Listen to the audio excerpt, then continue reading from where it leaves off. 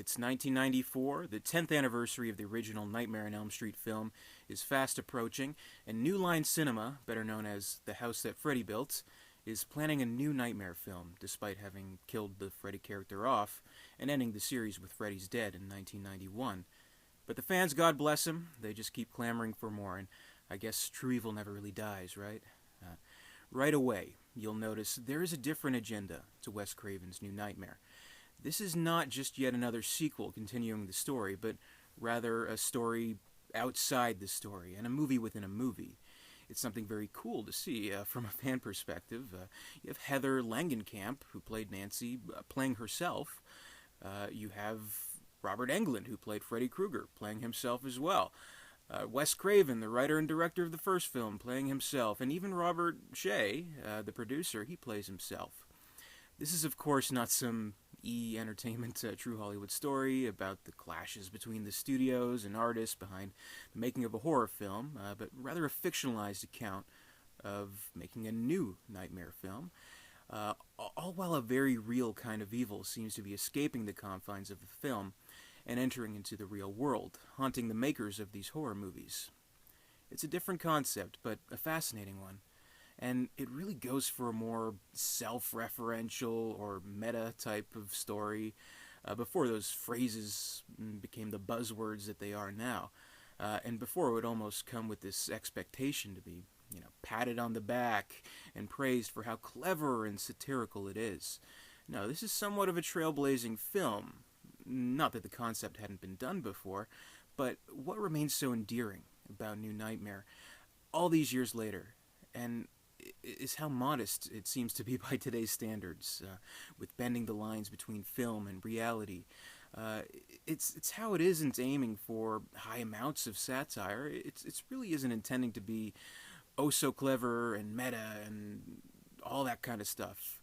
It's rather sincere, and Wes Craven's screenplay here makes a very bold attempt to strike at the heart of horror itself, and the filmmakers and the storytellers, himself very much included, who bring it to life, and the responsibilities and dangers that come with that. I think it's an ingenious film, and my appreciation for it continues to grow with each viewing. The story focuses on Heather Langenkamp, played by Heather Langenkamp. It's a decade after the first movie came out. She's living in California. She has a family. Her husband, Chase, who's also in the industry as a special effects technician. Her son, Dylan. Her life is a little bit disrupted. She's been having bad dreams. There's been earthquakes constantly lately. And she's been living with a stalker in her life, making harassing phone calls to her in a Freddy voice. Little does she know, as the film opens, that there is a plan to make another Freddy movie, with her husband secretly working on the effects. And the studio is eyeing her for the lead role.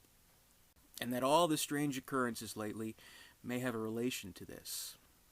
It probably should be noted how closely Wes Craven's screenplay was reflecting her life at this time. She does have a husband in special effects. Her son was about that age, and she did have a stalker.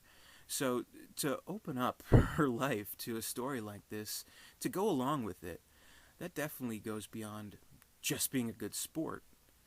Those are some pretty intrusive plot elements to work in, and it takes a lot of guts as an actress to agree with this story and to go along with it. And really, that's essentially the point of the entire movie. It is about these kinds of choices, and about how much of yourself is worth putting into the art, and how much of the art is put into yourself. Heather the actress was key in making this movie work, just as Heather the character was key to the film's plot. And it's Craven's carefully woven story that blurs those lines between Heather the actress and Heather the character that sometimes we're left wondering just exactly how much of this is taken from real life. For example, I think the movie does a really good job of portraying Heather living sort of in the shadows of this immensely popular series, which would in fact become the subject of Langenkamp's own film, her documentary, I Am Nancy, which explores that phenomenon. But you can take that one scene with the limo driver who recognizes her, and he tries to strike up a Freddy Krueger related conversation with her. You can multiply that by the thousands, and it still maybe only gives you a vague idea of what she goes through on a day-to-day basis. Freddy Krueger is Freddy Krueger, but for Heather, you can imagine her life is still full of those sideways glances, the assured nods, the little wagging finger. Yeah, you were that girl in that movie. Yeah, that's you. We see her on a talk show, and of course it's a barrage of Nightmare on Elm Street questions, which she's happy to answer. It's kind of expected at this point. This is a key scene, though, because the interviewer asks Heather if she'd let her son watch any of the Nightmare on Elm Street movies, following up with a question as to whether or not she'd feel comfortable leaving him alone with her co-star, Robert Englund. A morbid question, sure, but it's another hint of that line we place between fiction and real life. Or maybe it's not so much a probing question as is a segue, as Robert Englund himself pops up in a surprise appearance on the talk show, completely in Freddy costume and makeup, and is met by the roaring crowd applauding, for the studio audience filled with a crowd of Freddy fans. So it's here that we do start noticing hints of just what the story is working towards, and what would later be revealed about the presence haunting Heather. Robert Englund, as Freddy, he's a farce, really. He's a personality. He's high-fiving the kids in the Freddy mask. He's working the crowd. He's beloved, not feared. So something strange has happened to this character that Wes Craven created a decade prior. He is not a figure of terror. He's a celebrity now. As Heather would note later in the film, every kid knows who Freddy is. He's like Santa Claus or King Kong. But it's that hint of something, just a little more, that grabs our attention. We see that gesture, that "you're all my children now" line that's echoed from the earlier sequel. The shot lingers on this viewpoint purposefully. What is the film trying to tell us about Freddy? Specifically about his image or his impact? The character has been diluted beyond its original intention, but there seems to be something else going on here. It's shortly after this talk show that New Line Cinema reveals to Heather their intentions to make a new movie and to have her star in it, which, given her recent demeanor, she's hesitant about. So the drive of the movie is Heather is trying to solve this mystery behind all these coincidental happenings, and starting to realize that there's this real, tangible evil behind it all. It goes far beyond just creepy goings-on and freaky coincidence. With her husband, Chase, he's killed after falling asleep at the wheel. He's killed by Freddy when his claw appears almost out of nowhere, as if it's out of another dimension. If this were any other Freddy movie, maybe this would be, an especially funny or clever death. Like, Freddy may have had an opportune time to pop up and shout, "Time to cut to the chase!" But no, this is straightforward. It is pretty brutal of a scene. And since this is all amidst a more realistic setting, this death is taken seriously. It's a horrible tragedy. Not that it becomes this melodramatic movie about the mourning process or anything like that, but it has a certain sensitivity to it. There aren't many slasher or horror films where you would see somewhat of a realistic set of consequences to a death like this, and not many would have a scene where a mother and her son are dealing with this death. As Heather, she tries to explain to Dylan, who's still fairly young, just what's happened, and tries to explain heaven and the afterlife to him, which would end up having some influence on him later in the film when he almost kills himself trying to get to heaven by getting as high on the jungle gym as he could in the playground. But I do appreciate a moment like that, especially in a horror movie where maybe life isn't as seen as precious as it should be in these kinds of movies, where death is seen as entertainment, because at the end of the day, it's okay, because it's just a movie. This movie tries to go beyond that, just a little bit, which isn't to say that it doesn't bring a legitimate horror to it either, because there are some very unnerving scenes, like when Heather is dreaming at Chase's funeral. She sees Freddy pulling Dylan into the coffin, which leads to some kind of underworld, and then Chase inside the coffin. He grabs her, crying tears of blood, asking her to stay with him. That is seriously fucked up, and that's the very definition of nightmarish. So because of this concept where there's a movie within a movie, but because there are supernatural happenings that you'd normally only see happen in movies, set in this supposedly real-world setting, Wes Craven's New Nightmare basically is allowed to have its cake and eat it too. If it's set in reality, it is not necessarily bound by reality's rules. So I really liked that, and it opened up a lot of opportunities for the story. Heather is finally able to get some answers from the creator of Freddy himself, Wes Craven, who's working on the screenplay for the new movie, which seems to be unfolding in real life with every page. His explanation and the concept that we're dealing with here is really something else, and really compelling.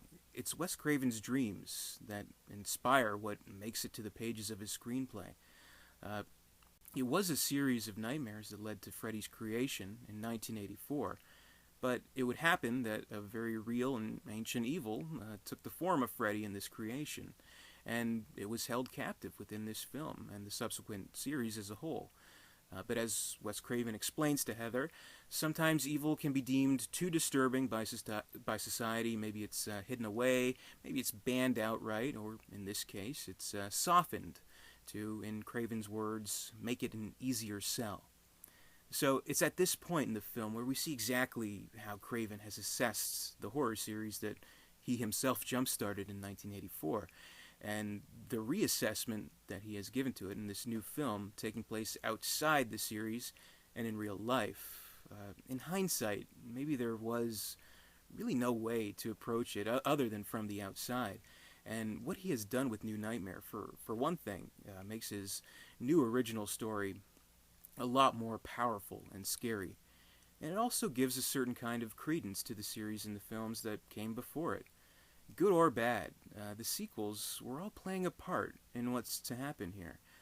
Their continuity is still respected, and at the same time, the progression of the series, from legitimately scary to kind of goofy and comedic, which has, in fact, played right out before our eyes as the audience, which is undeniable, that all makes the seventh film all the stronger, and its mission statement all the bolder.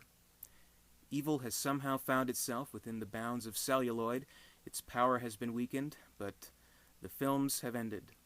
And the evil is unbound, and it has developed a taste and preference for the Freddy Krueger character, and wants to enter the real world in that form.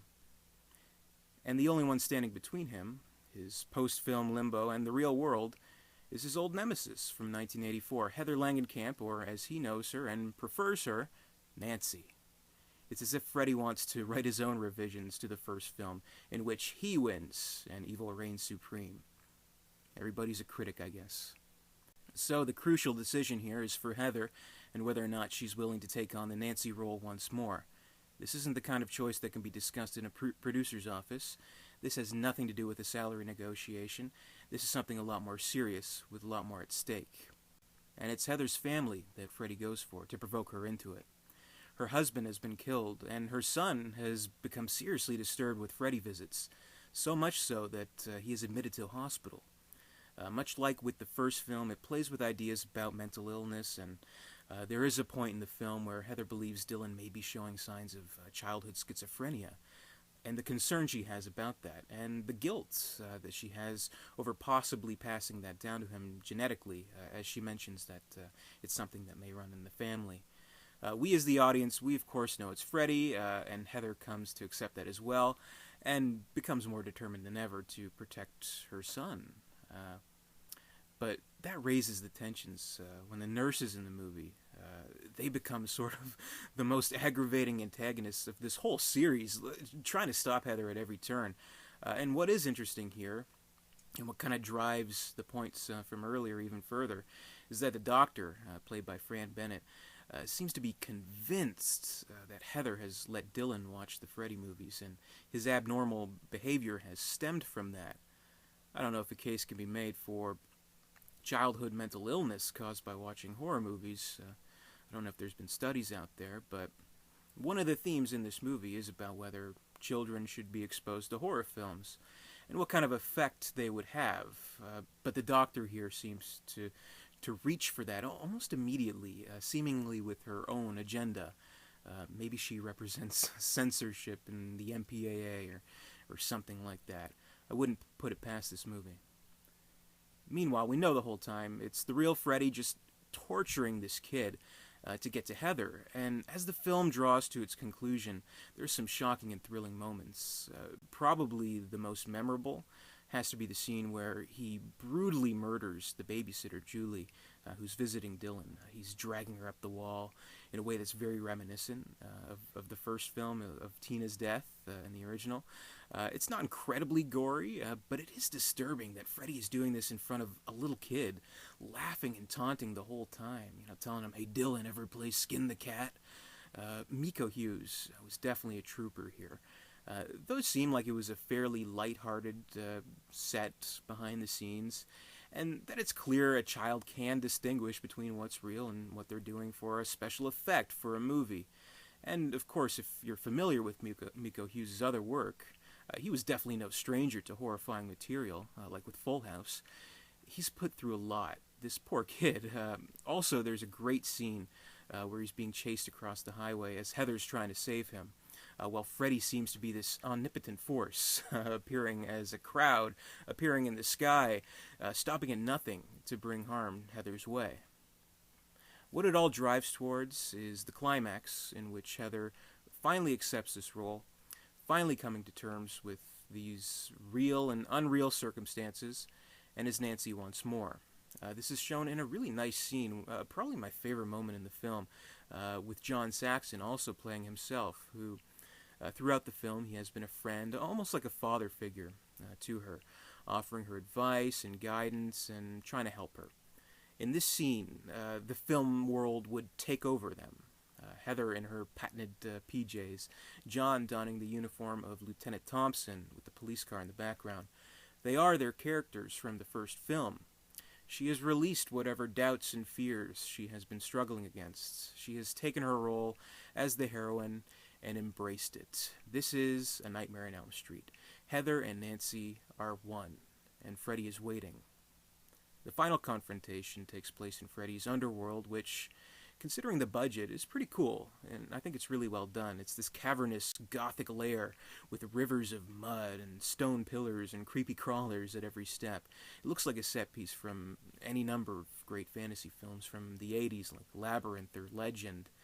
It's a final be-all, end-all duel between Heather and Freddy, and this is the only way she's going to save her son and vanquish evil for good. I would have liked it if they expanded on this section, maybe just a little bit more. What it amounts to is a lot of chasing and running around.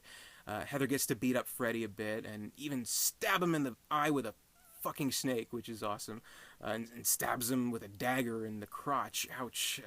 And there's a really neat effect where Freddy's tongue shoots out and extends like this boa constrictor, wrapping around Heather until finally Heather and Dylan are able to escape, and they're able to defeat him, locking him into the furnace and burning him alive. So if there's any main complaint I have here, it's that maybe Freddy is defeated just a little too easily. For all the threat that he poses throughout the entire movie, he's tricked and killed by a kid without as much tension to raise the stakes as I would have liked. But still, it is worth noting that he is defeated in the fashion of Hansel and Gretel, which is yet another theme of the film, and if evil can be captured through storytelling, then good can be too, and so can keys to defeat it, as evidenced through the means seen in Hansel and Gretel. And isn't it something that this children's story, which, if you look at it objectively, it's actually pretty horrific. Children being abandoned, left alone in the woods, an evil witch is trying to eat them, and this witch being stuffed into an oven and burnt to a crisp. Yet, just about every kid knows this story. There seems to be no hesitation in parents reading it to them, and somehow it's horror movies that are feared to be a bad influence, or thought to warp kids. So Craven is definitely saying something with this, bringing all his themes together. It saves the day. If storytelling can somehow encapsulate evil, then storytellers can leave little breadcrumbs along the way, giving us hopes to dispel it. So Freddy's defeated, the genie is back in the bottle, the mother and son are safe, they read the story together, all is well. It's a triumphant ending, and the two worlds in conflict have come to resolution. I love this movie. It's always a great experience. There's always something new I can pick up on with each viewing. Wes Craven took a lot of risks here, and so did his star in Heather Langenkamp. The result is a Nightmare sequel as ambitious and imaginative as the original 1984 film, and an opus that ties together all the entries in the series, good and bad, tributing the unexpected icon in Freddy Krueger, the series that stemmed of him, and horror movies as a whole. It has imperfections, sure. There are some shoddy special effects here and there, just like with the original.